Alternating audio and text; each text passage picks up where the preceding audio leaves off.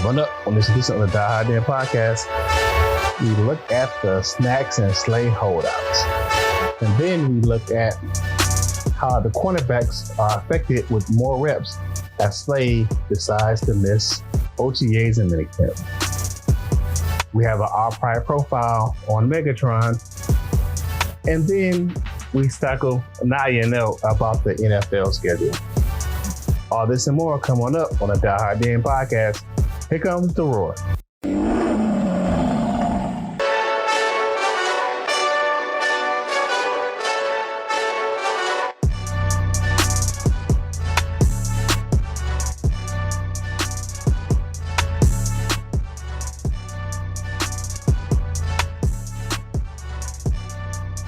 What up, dude? And welcome to the Die Hard Den podcast. It's your man, Kurt Steele, in the building with my man, Seany J. Hit him up, Seany J. Tell him what's up.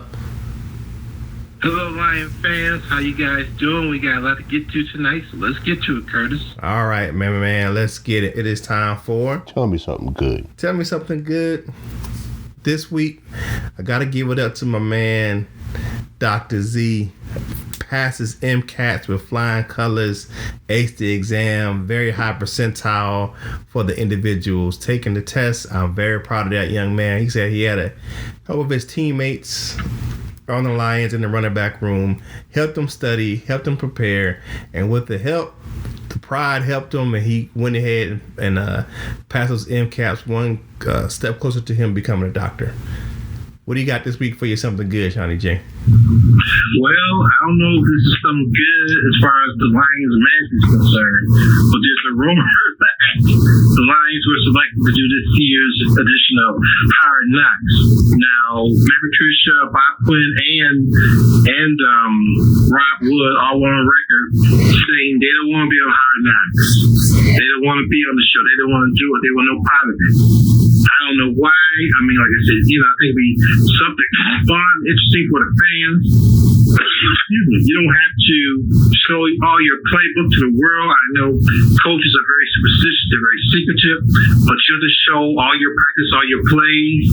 You can just show them a vanilla workout. Everybody works out, everybody lifts weights, but you don't have to get into the intricacies. So I think maybe Patricia and Quinn and Wood are already being a little paranoid. I mean, I think it'd be good for the Lions, good PR, because the Lions have the best reputation around the league. I think people can see them in a different light, get a little more respect for them. So, like I said, this is not necessarily from their perspective. Tell me something good, but I really hope they are on Hard Knocks. What do you think about that, Bree? Yeah. I heard that rumor as well. Also, it's floating around the cyberspace that Arizona might be picked for the Hard Knocks because of the Kyler Murray situation with Kingsbury. So, looking at that, I'm not sure what's going to happen with that, but they may be on there. I wouldn't mind it. I live in North Carolina, as most people know, so it would be great for me to be able to see my Lions outside of Sundays and whatever day they play on TV and Thanksgiving. So I don't get a lot of Lions coverage down here, so I would appreciate it myself. But it's neither here nor there. Man, I know Matt Patricia went to the press conference today and said he hadn't heard anything. So he hadn't heard anything from the league. He would have let the coaching staff know if he heard anything, and no one said anything. But like I said, the rumor is right now is that it's either between Arizona and Detroit.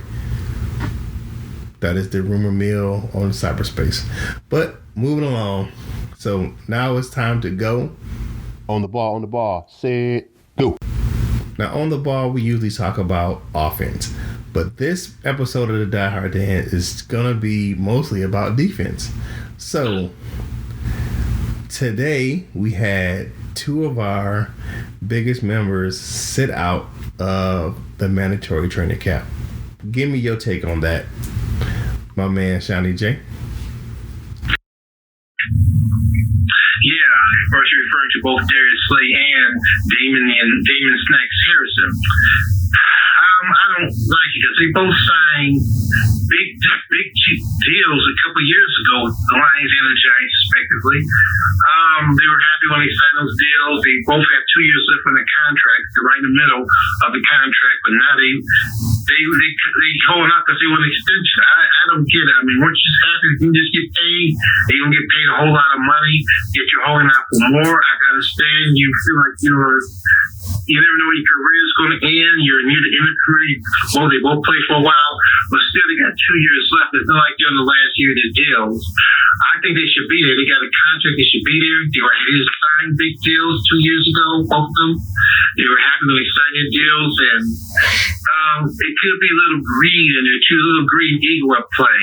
That's why he didn't play well, but they won't be paid the highest at the position. Well, I don't know if Quinn is going to do that. So it remains to be seen what happens with those two guys. I understand what you're saying. Now, looking at did a little research, looking at overthecap.com, and I brought this up last week as well. Darius Slay is number 11 as far as cornerbacks, 10 or 11, and Snacks Harrison is around that same area for defensive tackles. He's only making $7 million this year. Slay is decided to make around $12 million this year.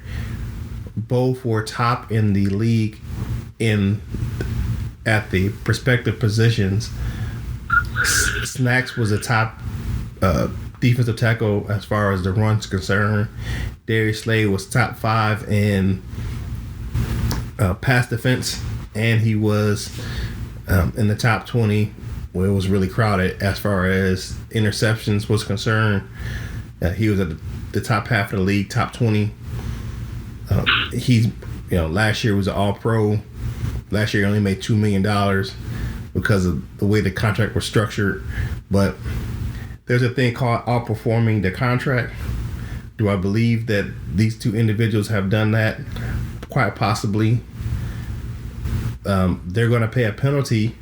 Looking at the research to the collective bargaining agreement, they're both going to lose $88,000 for sitting out these 3 days of the mini camp, and Snacks Harrison is going to lose, if he does not show up, $250,000 for missing the mini camp. So he's going to lose around $325,000 around that ballpark area for not going to the mandatory mini camps this week. However, he's been very active on social media. He tried to get on. He tweeted out to the Good Morning Football crew at NFL Network he wants to go on the show tomorrow because of Ian Rappaport tweeted that he was holding out for a contract dispute. So we'll see what's going to happen with that in the morning, if he's going to be able to get on that show to, I guess, say his piece. But we're looking at it. Some fans look at it. We see a lot of fans online saying they should be there. They're getting paid. You have other fans saying, they've earned it. Pay them. You're on the end where you're saying pay. They already got paid. They should be happy. They should wait out and play the contract out. Which I'm on the other end of the spectrum. I'm looking at like these guys have outperformed their contracts, so why not see if you can give them a little bit more money. You don't have to do it you don't have to give them a big extension. You can do a small extension and just give them extend their signing bonus. The signing bonus can be prorated out 4 or 5 years. They don't even have to be on the team to collect the signing bonus. So, but I think that they deserve to be paid top 10, top 5 talent just because of their production. So, that's just my opinion. Anything else? I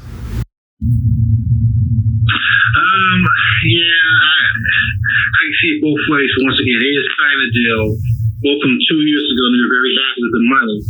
Now all of a sudden, and they'll get paid well the coming season. Don't get twisted. The average fan can't understand you're gonna get a kid's face Slay's scheduled to make $12 million and Snack $7 million. Correct. I mean, come on. I mean, that's a lot of money we're talking about. It's not like they're getting paid the NFL vets minimum or anything like that, or rookie minimum. So the average fan can't really understand. I can't either. I mean, you sign a deal, and this deal's not even up, but you already thinking about the next year. You still got 2 years up until you just signed. Right. So there's a couple ways to look at it. Outperforming the contract, well, you were, like I said, they were happy when they signed the contract 2 years ago. And, once you sign 1 year deal, that's the case. So we get a pay rate that way. Just sign 1 year contract like in the old days. So we won't have this problem. Well, Stacks, he signed his deal with the Giants. So, I mean, I like the fact that he wants to stay in Detroit. He wants to be part of the team. He wants to extend it so he can have some stability there in Detroit. Slay has been a fixture at Detroit since he's been there. He's improved. He turned himself into an All-Pro. Do I think that he's totally outperformed that contract? But I look at the guys ahead of him on that list that's getting paid. They're on that same just getting paid more than him, and I have to say he has a case. But a lot of those guys that's getting paid more above him weren't All-Pro or Pro Bowl players for the last 2 seasons. So, I mean, when you look at Josh Norman, he wouldn't make the Pro Bowl last year. He wasn't a top 10 performer as a defensive back for the Redskins. It just wasn't. So he has a point. But you bring up another interesting point. Guys who, make more than Slay, that didn't live up to the contract, like Josh Norman, they get paid all this money, but their performance on the field declines. Then they can say, well, you're not living up to your contract. You're overpaid now. So there's different angles you can look at it. It is a double-edged sword. Norman. Yeah, he's not living up to his contract. And Dominican too didn't live up to his contract in Miami. Right. So they can, you can overpay a guy. Say a guy's not living up to his contract. He's being overpaid. So, it can go either way. You can look at it from many different angles. Right. I got you. All right. So moving on. Now it's time to defend the den. All right, Defended Den this week. I want to talk about the article on Lions.com where they talked about the defensive backs actually improving with the absence of Darius Slay. And one defensive back that we talked about a few times on this show in particular, who's showed vast improvement in this offseason workout, is your boy Teez Tabor. He's got a lot of extra reps. Actually, he's getting first-team reps opposite Rashawn. He's getting first-team reps. I think he's had about 3 or 4 picks since the OTAs and the minicamp had started, including one today. And he worked out with Chad Ochocinco in the offseason. And he said that one of his biggest things that he had to work on is becoming more coachable. I was very impressed with his demeanor and the way he spoke when he was interviewed about being more coachable. He was saying that he had to turn his ears on and start listening, that the coaches were the teachers and he was a student. So he's vastly improved his game this offseason. Is he trying to make a last-ditch effort to make the roster? What do you think? Well, you see, he's improved his attitude to be more coachable. So that tells him before that he thought he was a shit. Excuse my language. He was arrogant. He listened to his coaches. He thought he was naturally talented. He thought he was like Deion Sanders or something. But his play was nowhere like that. The man has talent, but once again, you got to listen to your coaches. You got to produce on the field. You got to use your head. You got to listen. You got to do what they want. Yeah, a lot of guys have talent, but that talent doesn't always translate to success. And he got a wake up call like a few other guys on the team. Like the secondary is crowded. They drafted the guy from Penn State. They drafted the safety from Boston College. They signed a few guys. The secondary is overcrowded right now. And you still got Slay. Everybody's like want to make the team. This is a wake up call, I think, directly towards Tease Tabor. Just like when the Lions drafted TJ Hawkinson and signed Jesse James, that was a direct message to Michael Roberts. You're not going to produce. You're not going to be here. And we replace you. Can't be replaced. So those are wake up calls. That's what I think. And Tease has talent. It's just a matter, like I said, of applying himself. And as a successful athlete, you got to have more in talent. You got to put in the work. Right. You got to put in work. I think his success in college, in that college system, where he played more of a zone coverage and to play man, they just had difficulty his game translating over to the pro style as far as a more of a man scheme, and he really wasn't. It showed that he wasn't listening to what his coaches were saying. You look at his statements now, saying he had to become more coachable. He thought he had it. And especially that position, the cornerback is really one you have to be coachable, and you have to have a little bit of arrogance and a little bit of, what do you call that, forgetfulness as far as when you get burnt on a play, because it's going to happen. You're not going to make every play, but you want to be able to put yourself in the best position to defend the pass or make your interception. It just wasn't happening for Tease Tabor at that time, the last couple seasons, because he wasn't listening. That's just, he said it straight up, so I take him at his face value. But they said Rashaan Melvins is playing well, yeah, and Coleman's going to play well. He's going to do his thing. So you look at the defensive backfield, they get a lot more work right now with Slay on this, keeping himself on the sidelines. Actually, I wanted to listen in, but I didn't get a chance to today. He did an Instagram live interview about being a cornerback, so he is definitely keeping himself busy. I keep track of him on Instagram and Twitter. We'll see. There's been a lot of big names that set out over the last couple seasons, and people really haven't had you have Julio Jones. You just have several players that have set out. Is it a really big deal right now? It's a big deal for their pockets because they're losing the money. Like I said, said in previous, what I said in previous podcasts were that the fact that with the voluntary OTAs, I didn't have a problem with it. Now their money is going to be taken out of their pockets because they're going to lose that $88,000 with Slay and up to $328,000, I believe, with Snacks. But I think this has become, if you look at, this has become the norm as a negotiating tool in the league. It's not just our players. Other players on other rosters have done it. So. But those guys are getting their little extra reps. I hope it translates into more stability in the secondary, because they're getting the extra reps. They don't have to really fight with them for Slay, and they can be able to step up if he gets injured or somebody else gets injured. They can just step in. You know what I'm saying? Yeah, check this out. If Tease has really improved like they're raving about in the OTAs, and if the guy Amani Okwari, the rookie from Penn State, is as good as people say he is, don't forget about my boy Jamal Agnew and the free agent signing. That's probably the cornerback section. If they're all really that good, could they possibly trade away Darius Slay for picks, recent picks? I don't think they're gonna trade away Darius Slay. But they will. They probably will trade away some of those guys in there. You may look at, they may look at trading Tease Tabor. You look at this. I have to look at it like this.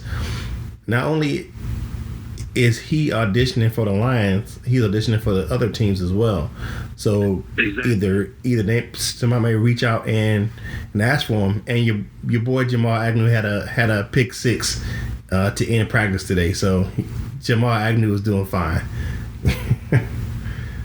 But there's not enough room for everybody, and you can't keep everybody. You can't keep everybody. A college team, we keep 80 players. You're going to get 53 on NFL roster. Yeah, and most of the times, I was listening to some individual speak on ESPN. He said they were talking about shortening the preseason. He was saying he said usually after training camp, you have about 45 guys you already know is going to make your roster. And you're only going to have 8 guys that's going to really, in the training camp, really going to be fighting for those positions, those final 8 positions.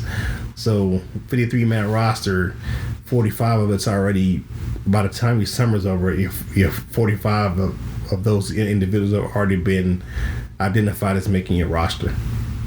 So, I mean, you look at that, I say those guys going to have a good chance of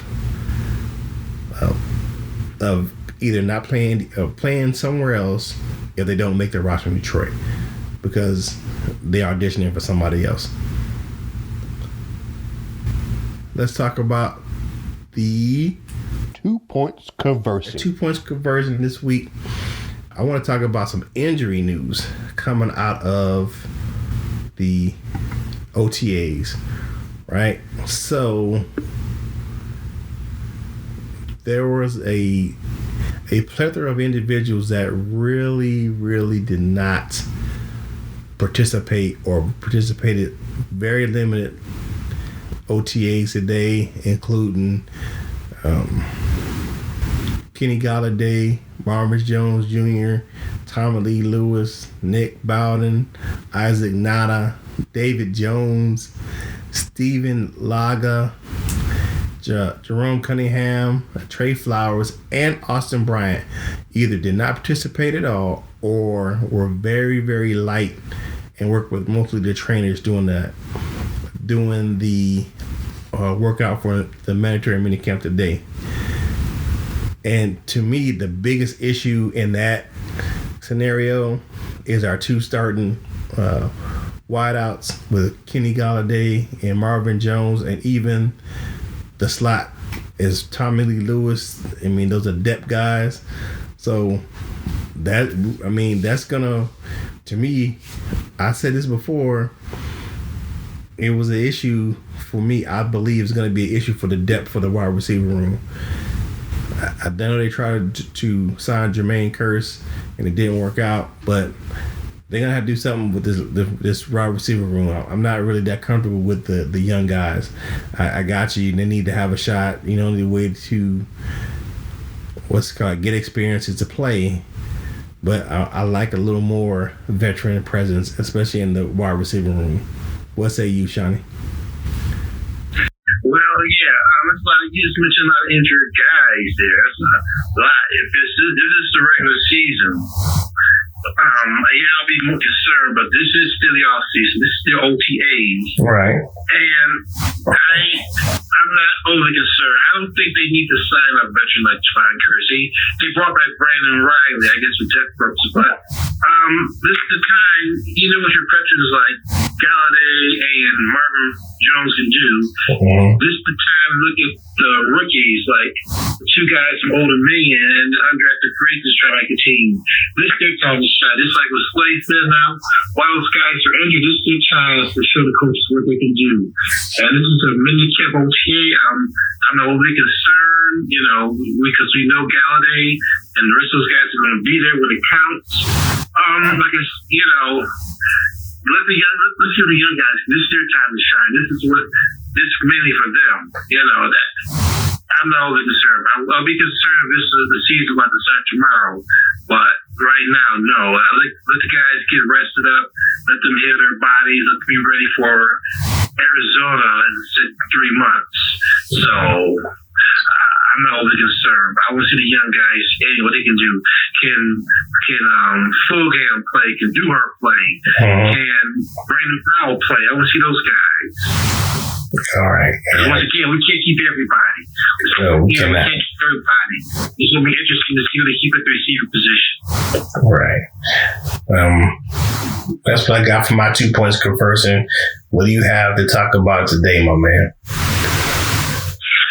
It's y'all season, and I want to bring up something happened on the weekend outside Lions football for those boxing fans out there.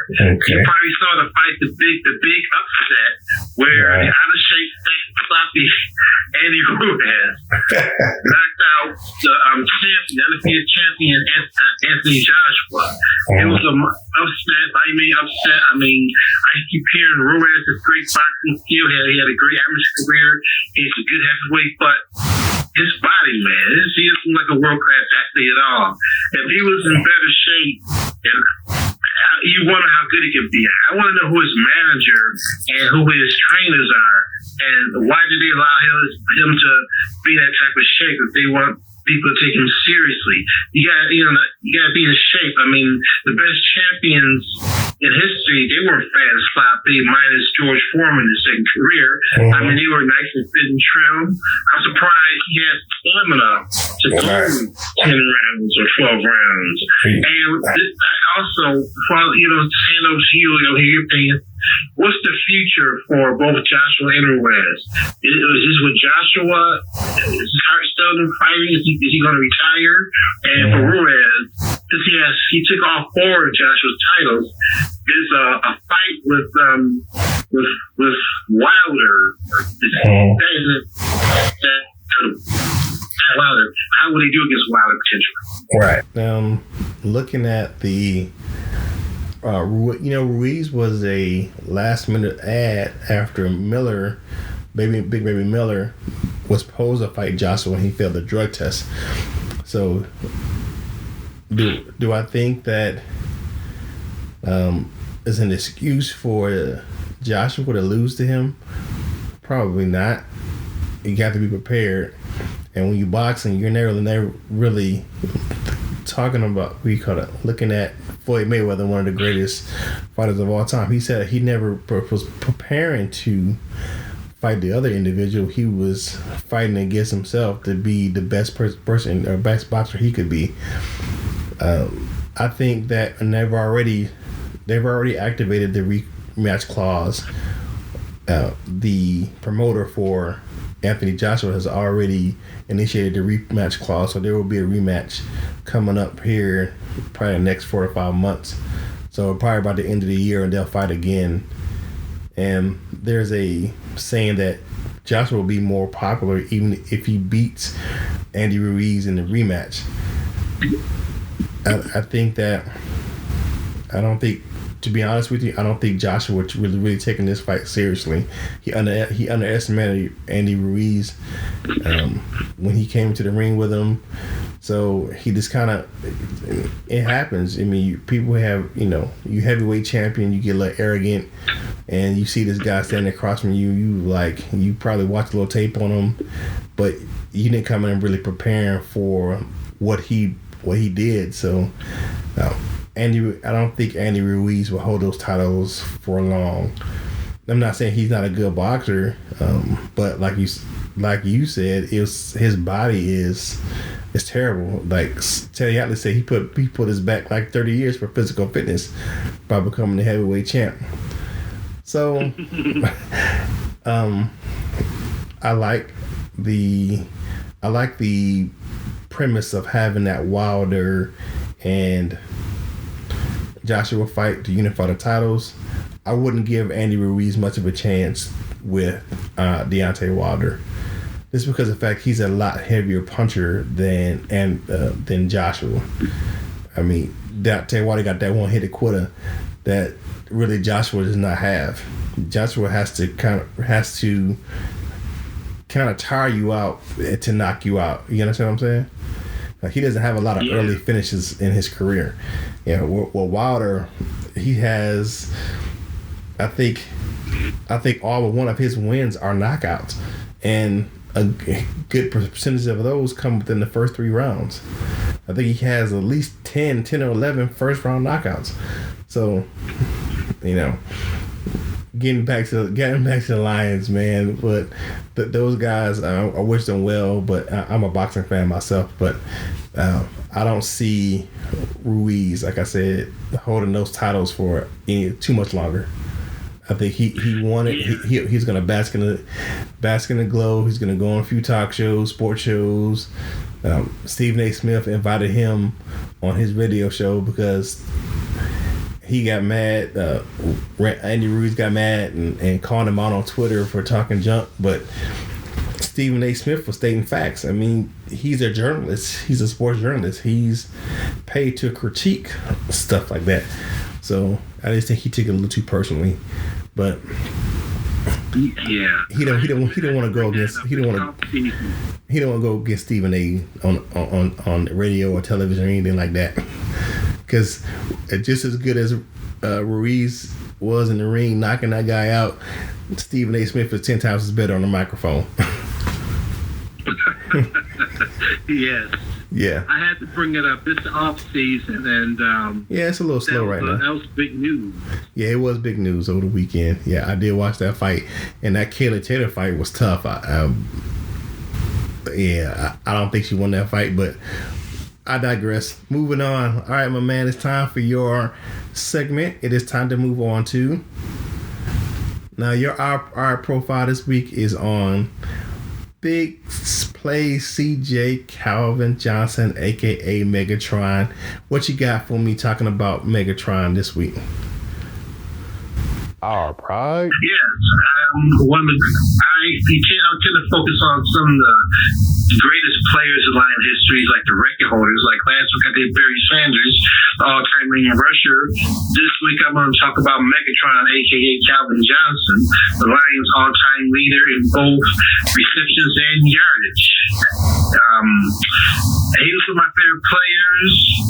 He broke all the Lions receiving records, as I said. Ironically, he broke the reception record, given on the same play that Matthew Stafford became the Lions' all-time passing leader yards, breaking Bob Lane's record on a long touchdown pass to Johnson at Pittsburgh in the 2013 game. I always like Megatron. He's one of my favorite players, along with Barry. He's he was a second round pick, a second overall pick in the 2007 draft behind Jamarcus Russell, or Jawalis Russell, they call him in Oakland. So the Lions guys were there. A lot of people want the Lions to take Russell, a quarterback, because he just got rid of the Joey Harrington era. And some people want the Lions back in 2007 to take the running back, by the name of Adrian Peterson out of Oklahoma. Well, Peterson had his injury problems in college, and I think, it worked out for both teams. Calvin had a great career here in Detroit, and Peterson is still going strong with the Redskins. Anyway, getting back to Calvin, he suffered over the years. He suffered some injuries. He saw his hands, his fingers, his knees, his back. He put a lot on the lines of the Lions. He sacrificed his body week after week, and the Lions weren't really going anywhere. Much like Barry Sanders, he got frustrated. And he abruptly retired after his nice season at the age of 30 years old, just like Barry Sanders did. However, once again, the Lions made a business move, and they asked for $1.3 million of his honorary signing bonus back, which Calvin was pissed about. But he came back. It was a business move. It was within Lions' rights, but a lot of teams, they don't want to upset their star players or future Hall of Fame players, so let them keep the money. Now, fast forward 4 years later, Lions president Rod Wood says he wants to mend fences and welcome Calvin back into the family. He wants to be a Lion again. He wants Calvin to go into the Hall of Fame with Lions jersey, obviously, with the only team to play for. He wants to be on the graces with Calvin, just like the Lions mended fences with Barry Sanders a few years ago. I had this discussion about this with Mom at dinner that gave her opinion, because my mother, she has strong opinions, and Calvin said the only way he will miss business with the Lions is if they give him $1 million plus back. They force him to pay when he retired. And once again, I talked to my mom about this, and she had an interesting take. I told her, she said initially the Lions, it was a business move when they took the money 4 years ago, it was in their rights. But if she signs with Calvin today, if you want to come back in the fold, you want me to be an ambassador for you and play nice with you. What's in it for me? Once again, this is business. And how much am I worth to you? So, I can see your point. My mother made a good point. Maybe he is worth that $1 million for the goodwill and again the good graces of Lions, because after all, it's all businesses, right? So that's what happened with me and Calvin Johnson. And I want to ask, what do you think? Should the Lions give him back the $1 million plus and take a sack bonus? They should have never taken it from him in the first place. For as many times as Calvin Johnson sacrificed his health and his well-being for the organization, $1 million is a drop in the bucket for the Lions organization, that's a $1 billion franchise. You look at the money they get just from TV rights each year. It's not going to really count toward their salary. And this is my thing. If it was a cap thing where it was going to make you over the cap that year that he retired, I would have saw that was one thing. But it wasn't a big deal for the organization as far as a cap hit. So is it going to be a problem? But now he's not under contract with the Lions, so they can give him $1 million. They got that in their back pocket. Just pay the man the $1.2 or $3 million and bring him back in the fold. That's a player that you should have never cut ties with him in such a manner. That much as he meant to the players and to the fans of Detroit. And he was a global phenomenon. This guy was on the cover of Madden. He was the face of the Lions for most. He outshined Matthew Stafford and all those guys. So they never should have took that money from him. That's just my opinion. So it should be an easy call, and get Martha, get the checkbook out, and cut the check, and bring Megatron home. Right. It was business. You hear that so much. It's a business. Right. Sometimes business can burn bridges as well. So bridges would have been burned with Calvin like they were buried. And I would like to see Calvin come back. That's why so many players, so many teams, like you said, the multi-billion-dollar business, they don't go after the star players signing bonus. They don't keep the money, like you said, because the least they can do for all the sacrificing their bodies all these years for the team. But, sometimes business get in the way, and I think the Lions may have miscalculated this. It was what they were up to the rights, but now they want him back, and I don't blame Calvin. Like Mama said, what's in it for him now? Just to want to play that business card. The Lakers, I was listening to Justina Anderson on NFL Live on ESPN today, and the Lakers gave Kobe, when he retired, they gave him $40 million as a bonus when he retired. $40 million, and we're talking about this $1 million, and Kobe got $40 million.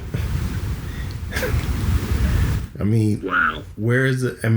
That's just, they wanted him to be a lifelong Laker. That's what they gave him $40 million on top of what he already earned.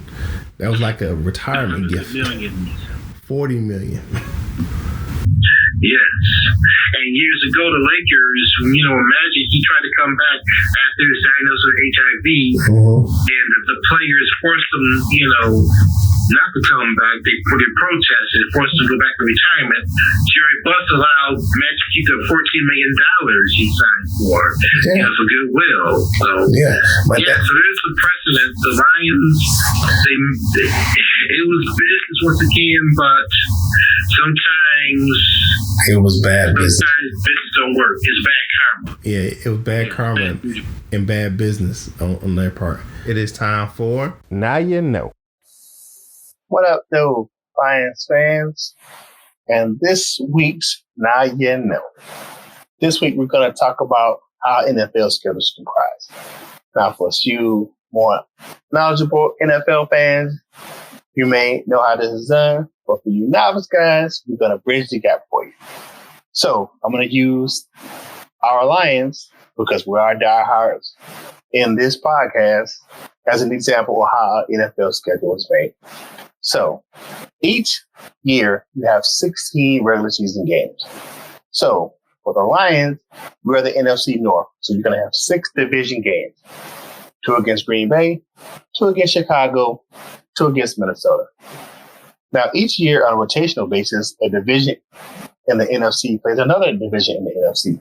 So this season, it is the NFC North versus the NFC East. So you have 4 games coming out of that division. You're going to have Dallas, Philadelphia, New York, and Washington. So that's 4 more games. So now you have 10 games on the schedule. So you have 6 games left. And each year on a rotational basis, a division from the NFC plays a division from the AFC. So this season, it's the AFC West versus the NFC North. So that's 4 more games on the schedule. You have Kansas City, the Los Angeles Chargers, the Denver Broncos, and the Oakland Raiders. So now you have 14 games on the schedule and 2 remaining. The last 2 games you're going to play are teams from divisions from the NFC that finish with the same record. So for this season, out of the out of the NFC West, you have the Arizona Cardinals. And out of the NFC South, you have the Tampa Bay Buccaneers. And there's your 16 games right there. So if you don't know, now you know how an NFL schedule is comprised for a team each season. It's your man, Kurt Steele. Now back to the Die Hard Den podcast. So, all right, my man, Seany J, time to wrap this thing up. Tell the people where they can find you on social media. You go on Facebook to find Sean Jennings, the most handsomest guy on there is me. All right. So you can find me on Twitter. It's your man, Kurt Steele. It's Curtis Steele, CurtisSteele 14 at on Twitter, and the same thing at on my Instagram account. You can find the podcast at Die Hard Den Pod C1 on Twitter, and Die Hard Den Podcast at gmail.com if you want to email the show if you have any questions. So once again, it's my pleasure with my man Seany J. It's your man Kurt Steele for the Die Hard Den Podcast, and we are out.